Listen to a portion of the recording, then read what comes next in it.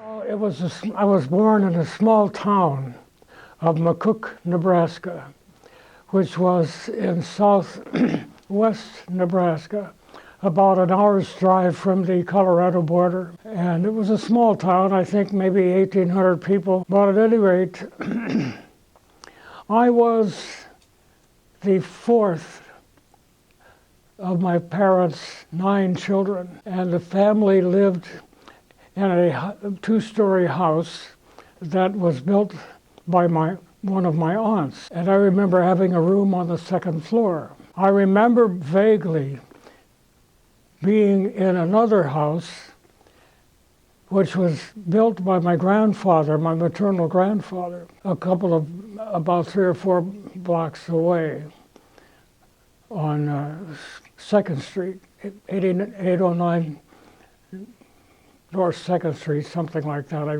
still remember a bit of the address.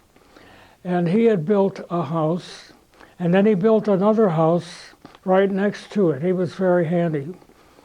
And he was not a farmer, but he was basically a carpenter and a paper hanger. Paste it to the wall and things like that. And my grandparents lived in that house. It was a 2-story house. It has since, of course, been sold long ago, and the top floor has been taken off, so it doesn't look like it was when I grew up. But it still has the same basement and the same 1st floor. What it looks like inside, I have no idea because I haven't been there anymore. But at any rate, I had basically a happy childhood. My dad, I didn't really know my dad very well because he was a traveling salesman. And he was out on the road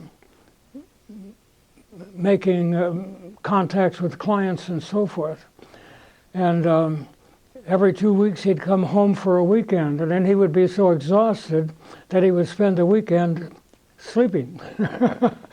So I never got to know my dad until about 1941, when he took over a grocery store of one of his clients. And that was part of my growing up experience. I started working in my dad's grocery store, stocking shelves and candling eggs.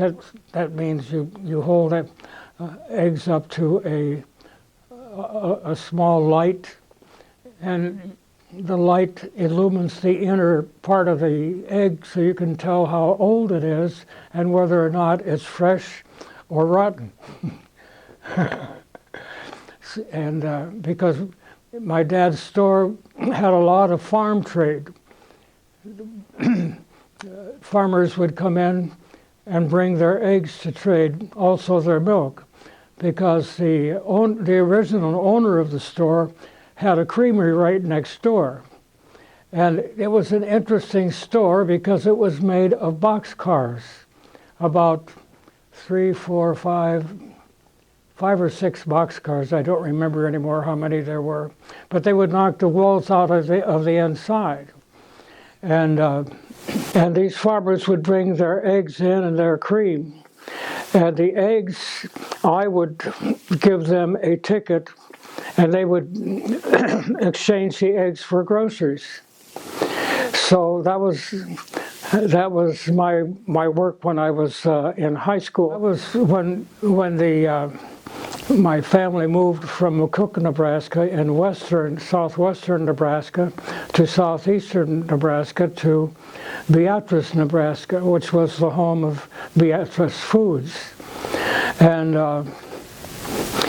And so I was in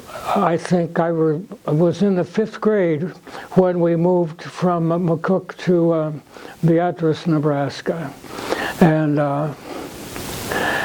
And then I became a member, our family became members of St. Joseph Parish there. There was a parish. And the school, which was, when I entered the school, it was kindergarten to 8th grade. I can remember that I had my dad and an uncle and a cousin who lived in Kansas City. My dad didn't live in Kansas City, but my uncle and a cousin did. And in Kansas City, there was Rockhurst College and Rockhurst High School, run by the Jesuits. And my uncle and cousin and my dad just thought nobody can hold a candle to the Jesuits. And I can remember, as far back as I can remember, I had a desire to be a priest. And the reason I wanted to be a priest was not a very good reason, but it was the beginning. Because my parents had tremendous respect for the priesthood. When the priest would come to visit our home, they would, maybe a couple of them, come together from the local parish in McCook, which was St. Patrick's Parish. And it was at that time, no longer, but at that time it was taken care of by the Oblates of Mary Immaculate, who were missionaries. And at that time, Nebraska was kind of mission territory. It was